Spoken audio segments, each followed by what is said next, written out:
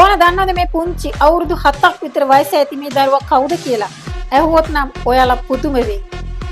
එක දවසක් පාරේ ඇවිදගෙන යන විට සල්ලි පුරෝලා තිබුණු පර්ස් එකක් දැකලා ඒක අහුලා ගත්තා.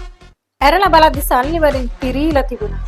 ගෙදර කෑමක් නැතිව අතේ සතයක් නැතිව එදා වේල කොහොම හරි හොයාගෙන කන්න තුක් වෙන පවුලක දරුවෙක් වන මොහු අර පර්ස් එක එවලම ගිහින් පොලිසියට බාර දුන්නා. එතන සිටි පොලිස් කාර්යය මොහුගෙන් ඇහුවේ ඇයි ඔයා මේකෙන් සත පහක්වත් නොගෙන අපිට එය බාර දුන්නේ කියලා. එවිට මේ පුංචි දරුවා කිව්වේ මොකක්ද දන්නවද?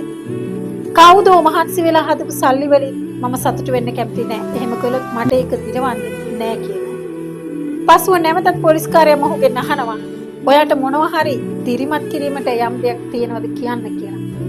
එවිට මේ පුංචි දරුවා අර රජිනිකාන්ත්ගේ සිනමාවේ දෙබසක් තමයි මාව මේ විදියට දිරිමත් කළේ කියලා කිව්වා. එය දැකපු රජිනිකාන්ත් වහාම පොලිසියට කෝල් කර ඒ පුංචි දරුවාව රැගෙන ආවා. තෑග්ගක් වශයෙන් ඔහුට ලොකු බංගලාවක් මේ රජිනිකාන්ත් ලබා දුන්නා.